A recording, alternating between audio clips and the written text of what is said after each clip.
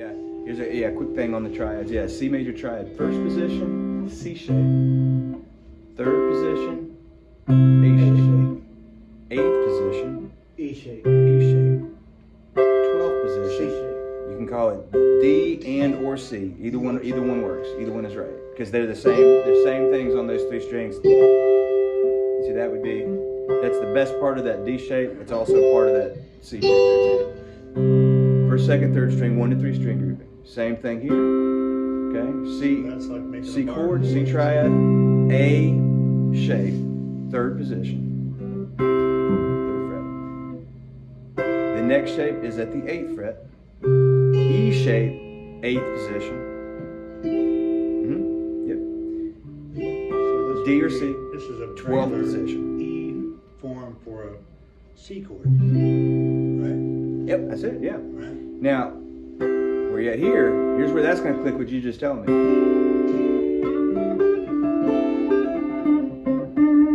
A minor pentatonic right there. Because it's those 3 notes plus a couple more.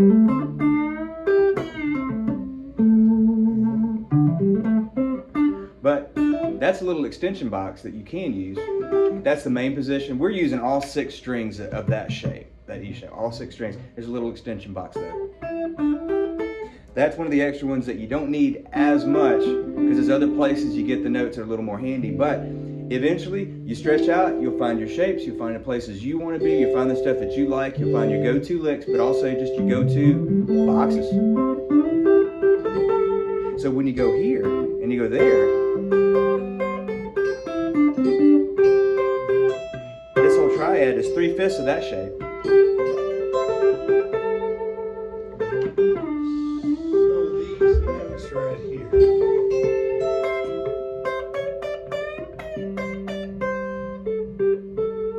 So, just like I take and put on a blues backing track in the key of C, and I just play around with the pentatonic scales, and I just play around with them and play around with them. So now I can put a backing track on, except the backing track would just be C, would be a C chord.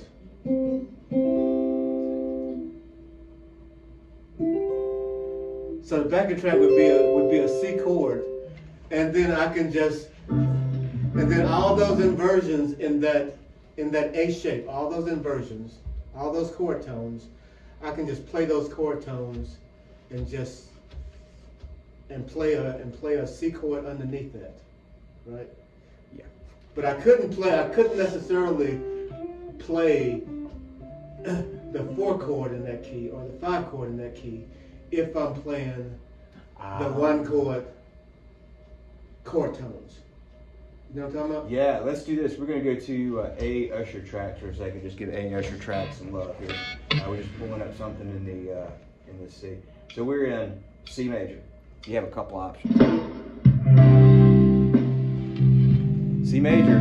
I can use a C major pentatonic, which is the same as A minor pentatonic, right? But it works over all 3 of the chords. It's going to work over a C or C7, F or F7, and a G or a G7. That's what pentatonics are easier to use in that way. Yeah, because I can play over the whole progression with that pentatonic scale. But if I'm playing chord tones, I can only play if I'm playing C major chord tones. I can't play them over the F7. Right? You don't get all the chord tones. Yeah, when you go with when you're using pentatonics in this way, you're not worried about all 3 of the chord tones over each of the chords. Blues convention lets you play the more pentatonic type of thing, which is really focusing more on the root note. It's not meant to give you all of the chord tones because they're not all in there, you know. But you still use it because of conventions of the style, and nothing's stopping you from playing any of those other chord tones either. When you think both, as we think about the pentatonic.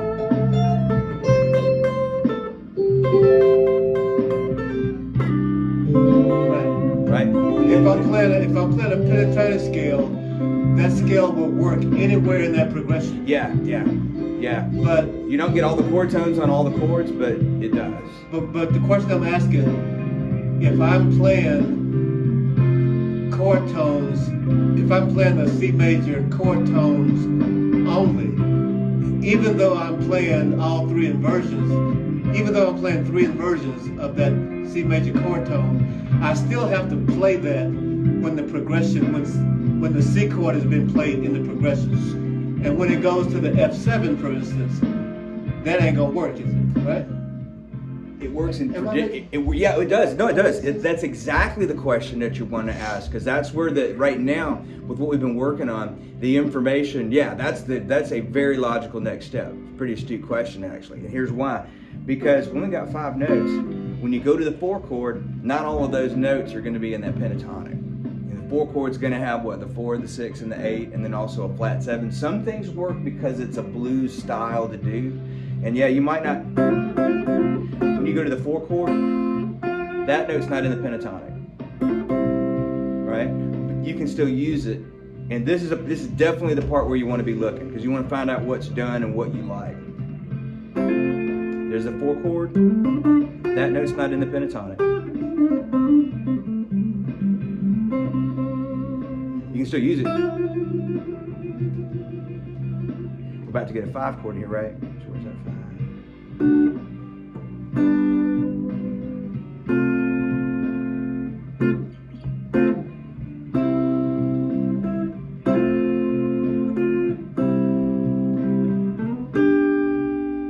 Went back to chord tones. So let me ask the question. Let me ask it this way: like, if you were gonna play only chord tones over that progression, how would you go about that? Okay, cool, yeah. Now, if you're only chord tones, then you're gonna arpeggiate.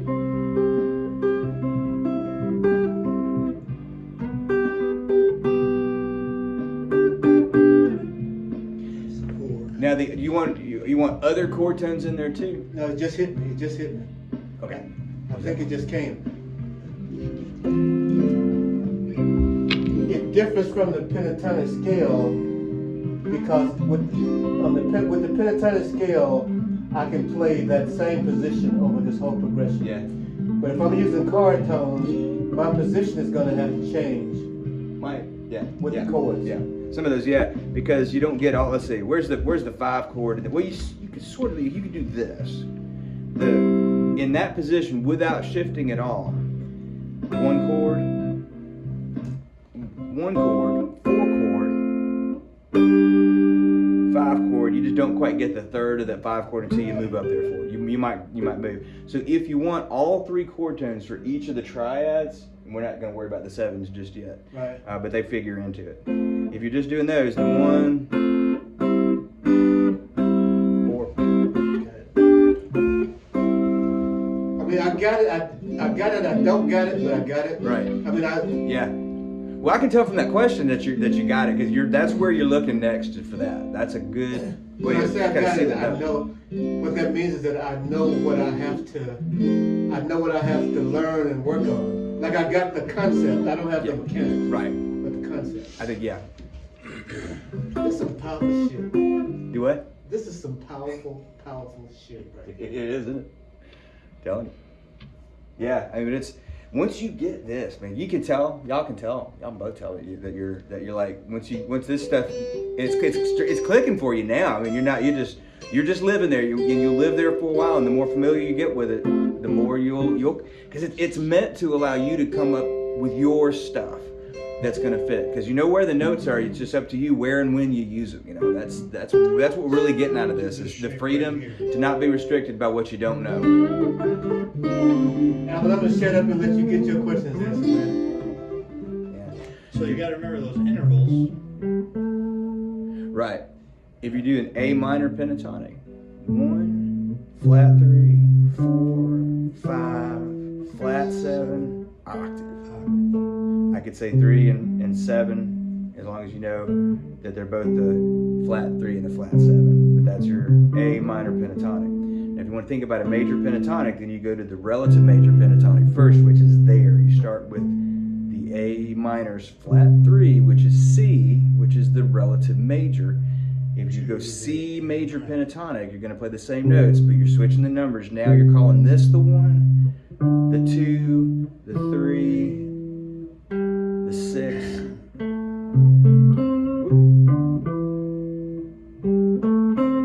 1, 2, 3, 5, 6, 1. Well, you're octave. Yeah.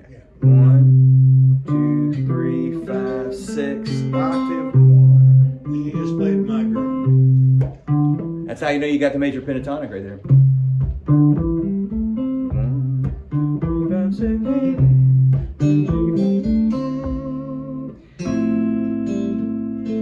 But I will show this. This is a little bit of doing the parallel major pentatonic. Parallel major just means we're going to start at the same note. We're going to go A major pentatonic. We're going to go 1, 2, 3, 5, 6.